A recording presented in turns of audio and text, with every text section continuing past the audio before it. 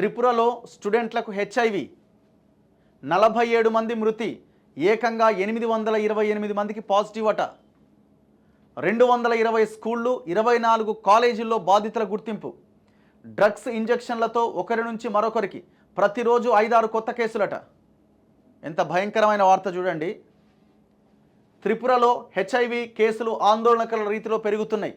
ముఖ్యంగా స్కూళ్ళు కాలేజీల్లో చదువుకుంటున్న యువత హెచ్ఐవి బాధితులుగా తేలుతుండడం పైన రాష్ట్ర వ్యాప్తంగా ఆందోళన వ్యక్తమవుతోంది.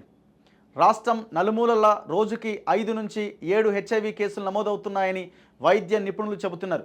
ఇటీవల ఏకంగా 47 మంది ఎయిడ్స్తో చనిపోగా ప్రస్తుతం 828 మంది వైరస్ బాధితులను గుర్తించారట.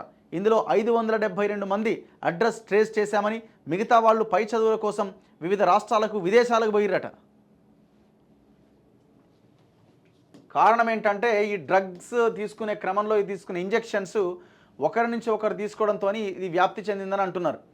ఈ మేరకు Tripura state AIDS control society రిపోర్ట్లు ఈ వివరాలు వెల్లడించాయి. డ్రగ్స్ వాడకం వల్లే వ్యాప్తి. రాష్ట్రంలో డ్రగ్స్ వాడకం పెరిగిపోవడమే తాజాగా ఉపద్రవానికి ప్రధాన కారణమని అధికారులు చెబుతున్నారు. డ్రగ్స్ తీసుకునేందుకు వాడే సిరంజీలతో హెచ్ఐవి ఒకరి నుంచి మరొకరికి వ్యాపిస్తోందని చెప్పారు.